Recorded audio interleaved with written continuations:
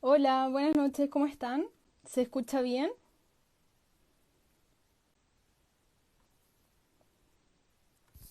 ¿Sí? ¿Me escuchan? ¿Me pueden poner un dedito para arriba si se escucha? Perfecto, muchas gracias.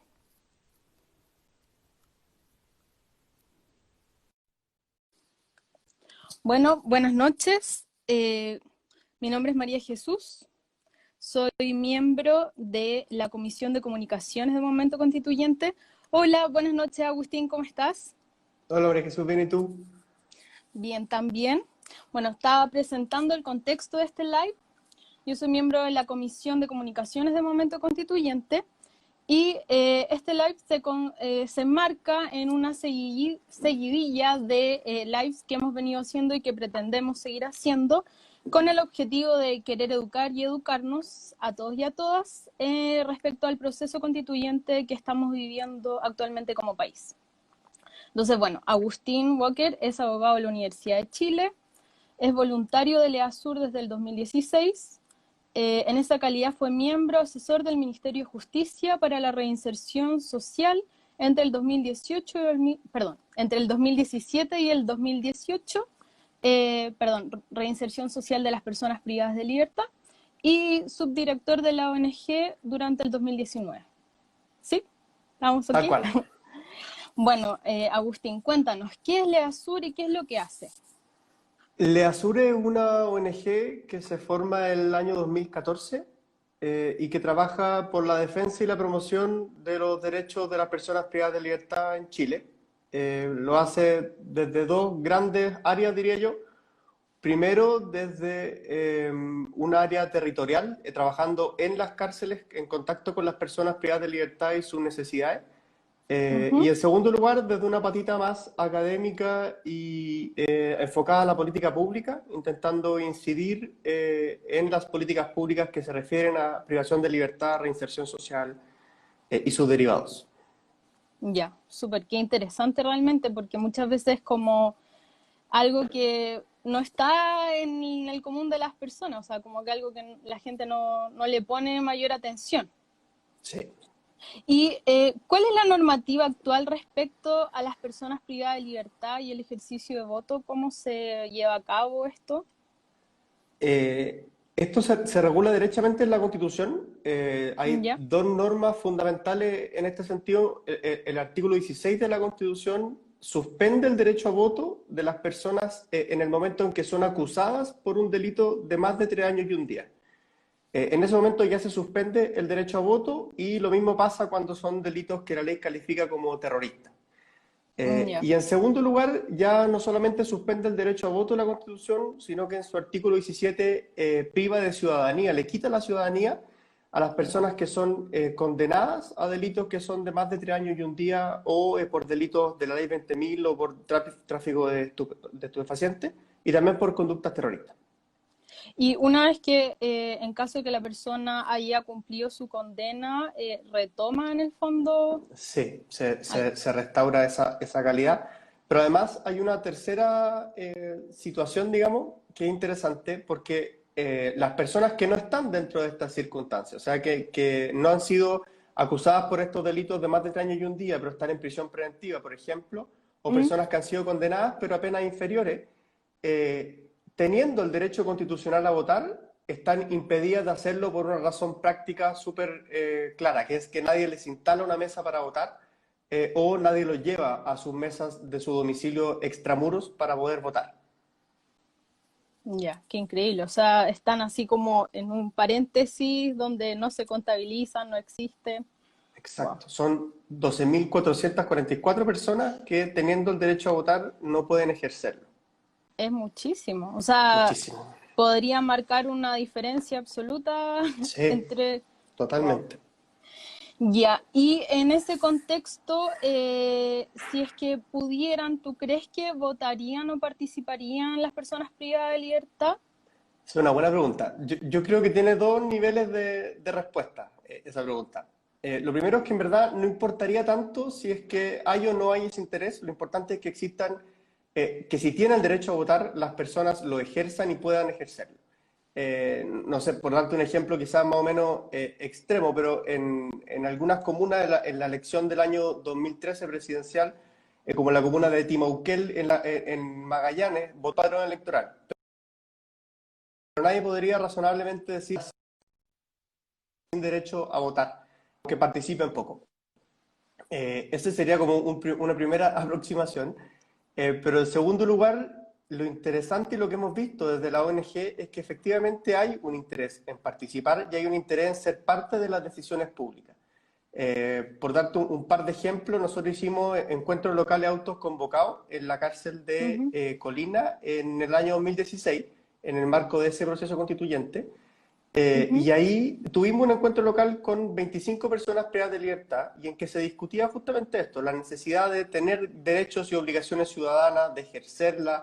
Se trataron temas de salud pública, de educación pública, de medio ambiente, estando encerrados en muros de cemento.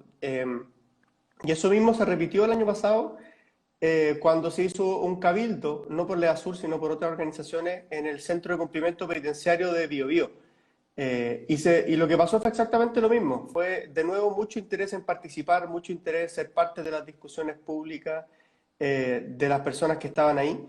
Y una experiencia quizás más reciente, nosotros en diciembre del año pasado, como LEASUR, junto con otras organizaciones, fuimos al Centro de Educación y Trabajo de Talca, también a tener conversaciones Mm. con las personas privadas de libertad. Y hablamos de esto, de esa suspensión de su derecho a voto, de la pérdida de su ciudadanía en los casos de que tenían condena alta. Y la gente nos decía lo mismo, como que con la condena privativa de libertad ya bastaba. Y lo que pasaba a ser esta privación de ciudadanía era dejarlos como extraños frente al resto de los ciudadanos y que se sentían bichos raros, según sus propias palabras. Y que en realidad lo que habría que hacer a juicio de esas personas era potenciar justamente su ciudadanía, participar o permitirles participar más activamente en las discusiones públicas. Entonces yo creo que sí participarían. Y esa parte como logística de que no se brinda la infraestructura para que ellos puedan votar es un tema netamente burocrático.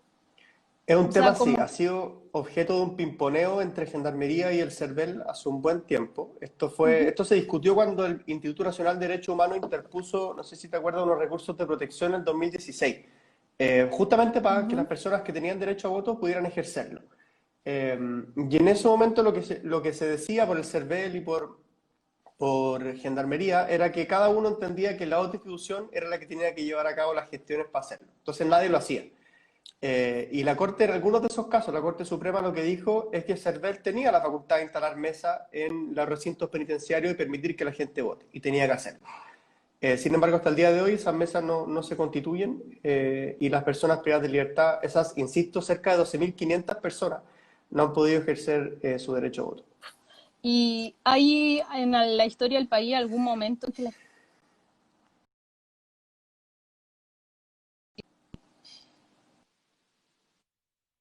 Uy, chuta, perdón. Que si Ahí hay... volviste. Ya. Que si hay en la historia de nuestro país algún momento en que las personas privadas de libertad hayan podido ejercer el derecho a voto. No en la historia reciente, al menos, no en los últimos años y no bajo la constitución que nos rige actualmente, no han existido experiencias de ese tipo. Ya, perfecto. Y las experiencias que ustedes han tenido, las que me mencionaste recientemente, ¿han sido solo en centros penitenciarios masculinos o también han tenido experiencias con centros femeninos? Como para saber si Las dos haya primeras que habido... te mencioné ¿Mm? eran masculinos, pero en el set de Talca ¿Ya? sí existía mujeres también, había mujeres. Y la Ya. discusión fue también con ellos, fue mixta. ¿Y hay alguna diferenciación o entre hombres y mujeres respecto al tema o es importante para ambos? No que hayamos podido apreciar en ese momento, quizás el espacio muestral no era muy amplio para No, sacar claro. conclusiones tan generales, pero lo que vimos ahí fue que era súper transversal el interés. En el fondo había una conciencia muy clara de que sí, habían delinquido y de que estaban privados de libertad, pero entendían que de las cosas que lo estaban privando excedían la libertad, iba mucho más allá de la libertad. Y Claro. entre ellos el quitarle la calidad de ciudadano, que es una cuestión que no tiene que sonar natural. Despojar de ciudadanía a una persona por el hecho de haber cometido un delito les resultaba muy chocante y muy violento a ellos. Se sentían muy marginados con justa razón. Mm. ¿Y esas personas en qué nivel de, esto ya una pregunta netamente personal, pero como a nivel de delito, o sea, qué penas tenían o qué cosas habían cometido para estar en esas circunstancias? Había de todo. Yo lo que te puedo comentar más fue en el set de Talca que estuve yo presente. Y ahí había delitos de bagatela, hurtos y otros delitos de robo con intimidación y había incluso un femicida. Ya. Claro, porque de repente quizá uno puede pensar como persona común y corriente, así como chuta, pero ¿cómo una persona, un asesino va a tener derecho a voto, ¿no? Como que se pone en cuestión eso desde el sentido común de cualquier persona, en el fondo. Claro, pero ahí uno tiene que racionalizar el sentido común o despojarlo de sus Claro, emociones, sí, sí, porque en el fondo esto se trata de la legitimidad de actuación del Estado en la vida de los ciudadanos y ciudadanas y de el rango de sanción que es legítimo. O sea, no hay que olvidarse que la sanción es institucional, es ujú, proporcional y está referida a un delito y después se acaba esa sanción. Entonces, despojar de ciudadanía, además de ser contraproducente con cualquier noción de democracia más participativa, con cualquier noción de reinserción social, excede el rango legítimo del castigo. Y eso nos hace tener un Estado mucho más gigante y más, con más herramientas punitivas a su favor, y eso siempre tiene que verse con cautela. sí, tienes mucha razón en eso. Y bueno, y justamente con respecto a lo último, una pregunta que, ¿puede ser el ejercicio de la ciudadanía un medio de reinserción social? O sea, Súper buena pregunta. Nosotros creemos así rotundamente que sí. Acá hay harto de creer en nuestro país y en general en el mundo que la reinserción es solo un problema de nivelación escolar y de colocación laboral, darle a la persona el cuarto medio y ponerle un trabajo o enseñarle un oficio. claro. Y lo que sabemos hoy día de reinserción es, o de desistimiento delictivo, es que es un problema mucho más complejo y tiene muchos más factores. Y en eso el fortalecimiento de la ciudadanía o impulsar la idea de que una manera de reinsertar a alguien es potenciando su calidad de ciudadano, es algo que tiene que ser considerado y que tenemos que impulsar. Y en eso hay algunos estudios también o trabajos, digamos, a nivel comparado en otros países. Hay uno de Nora Demleitner en el año 2000 que justamente habla de eso, de cómo fortalecer la ciudadanía y cómo eso contribuye en un proceso de reinserción. Porque claro, es un cambio de paradigma completamente. Sí, no, y esto uno entiende que resulta contraintuitivo a veces y por eso es tan difícil de lograr. Y por ejemplo, a nivel latinoamericano, ¿hay algún caso exitoso en que se ejerce, las personas privadas de libertad puedan ejercer su derecho a voto? Existe, sí. De hecho, es raro, por ejemplo, la pérdida de ciudadanía a nivel constitucional es algo súper inusual en las constituciones latinoamericanas. Chile y Brasil, hasta donde yo sé, solamente las contemplan. Sí es usual que las constituciones tengan opciones de suspensión de voto, que uno también podría cuestionarla derechamente, pero eso es más común. Y, por ejemplo, en cárceles como en Argentina o en Ecuador, lo que se hace es colocar derechamente mesas de votación dentro de recintos penitenciarios. Y en otros lugares, como por ejemplo en Costa Rica, lo que se hace es trasladar a las personas a otros lugares, a mesas de votación externa, con circunscripciones electorales especialmente creadas para eso. Qué interesante. ¿Y en otras partes del mundo se hace también? O sea, Sí, también la tónica es más o menos la misma, como de permitirlo y también es súper usual también en el resto del mundo tener estas normas de suspensión del derecho a voto con personas privadas de libertad como una sanción accesoria. Pero también es algo que yo diría que en el último tiempo se está poniendo en controversia en el mundo y cuestionando si es un castigo legítimo y si nos ayuda como Estado a tener menor delincuencia y mayor democracia. claro. Y cuáles crees tú que son los principales mitos o miedos que hay en torno a este tema? Hay varios, yo creo. Bueno, yo creo que hay uno que es súper intuitivo y yo creo que en estas materias penales y penitenciarias siempre hay que mirar, o lo que se legisla muchas veces, se legisla de guata. Cuando uno mira las actas constituyentes, por ejemplo, de 1980, la idea detrás de esto, de prohibir, de quitar la ciudadanía, de suspender el derecho a voto, era que no había una dignidad cívica en las personas que habían delinquido como para poder volver a o votar o ser parte de la ciudadanía, que es un concepto súper moralista, súper, digamos, Mm, poco claro. riguroso, poco democrático, poco jurídico. Eh, y en general los mitos están asociados, yo creo, a eso, a la idea de que a alguien hay que castigarlo con toda la fuerza que existe por haber delinquido, en vez de pensar en cómo fortalecemos los factores previos que lo llevaron a delinquir, cómo lo subsanamos, digamos. Ujú. Y también mitos que se han visto en el resto del mundo y que son interesantes, es como que pensar en esta idea de que si que los criminales votan se desestabilizaría el sistema o boicotarían las elecciones, que en realidad no tiene evidencia en ninguna parte del mundo y no tendría cómo funcionar, digamos. O sea, lo que se ha visto es que las personas privadas de libertad, como cualquier persona no privada de libertad, solo quiere participar, quiere votar, y tienen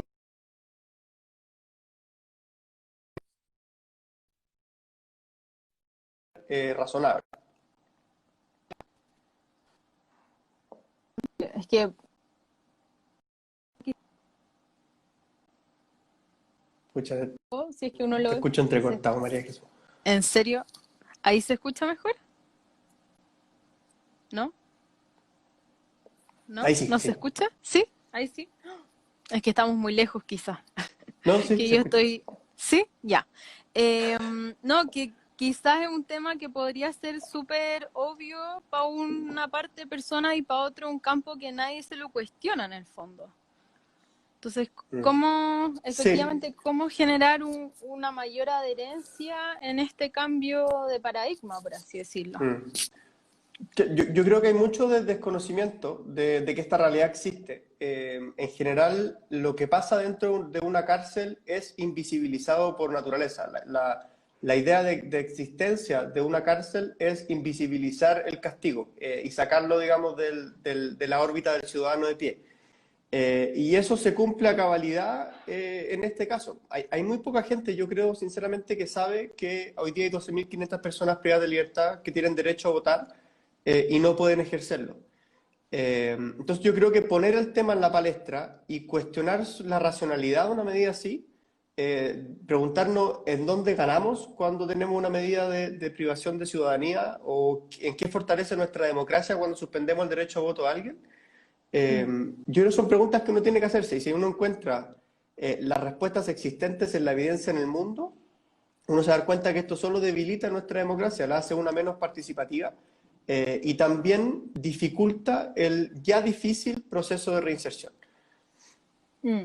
Claro, y es el cambio en la mentalidad, como el salto de la mentalidad más moralista a una mentalidad netamente más racional, funcional, Mm, práctica, exacto.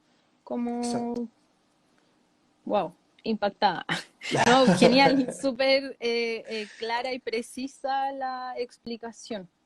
Que muy, no sé si hay algo que más te gustaría comentar sobre el trabajo que han venido haciendo, cómo es la llegada que tienen con las personas que se van incorporando a la ONG o cómo siguen trabajando qué es lo que piensan hacer ahora en el proceso más reciente, o sea, que se viene en el fondo. Son buenas preguntas.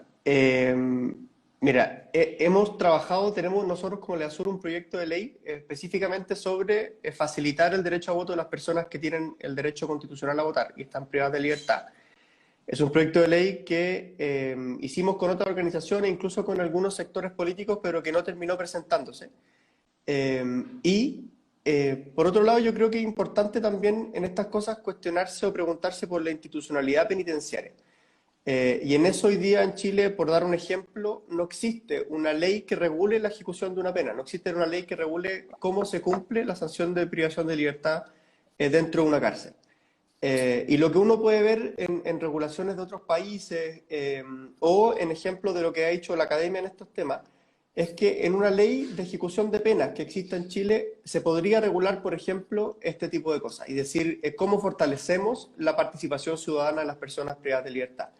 En esas dos cosas, o sea, en lo concreto del ejercicio a voto y en este segundo esfuerzo más grande de dotar a la cárcel de una institucionalidad democrática, Leasura ha estado trabajando en el último tiempo y va a seguir trabajando en eso.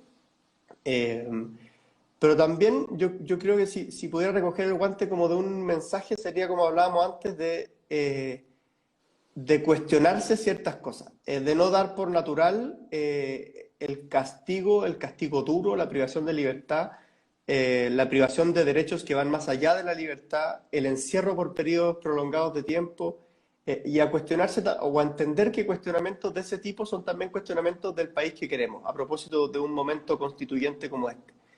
Eh, y entrar en esas discusiones es un ejercicio bonito que yo creo que como ciudadanía tenemos que darnos. Súper. Muchísimas gracias. Bueno, yo creo que por el día de hoy vamos a dejar este live hasta aquí. Tengo entendido que la próxima semana habrá otro live donde se profundizará más el tema de las personas privadas de libertad y cómo sería su eventual participación en el proceso constituyente actual o en temas vinculados a eso en un futuro próximo. Ujú. Así que muchísimas gracias por toda la información y por una explicación súper simple y llevadera para quien no se maneja nada en el tema. Así que te agradezco mucho y los dejamos a todos y a todas invitadas para la próxima semana. Y además comentarles también que estaremos subiendo información a la plataforma del Momento Constituyente con material de Leasur. Así que eso, muchísimas gracias a todos y a todos por participar y los dejamos muy invitados para la próxima semana. Un gran abrazo, Gracias, Agustín. María Jesús. Abrazo Que de estén vuelta, muy bien. gracias a Momento Constituyente. Que estén bien. Ya que estén bien. Buenas noches.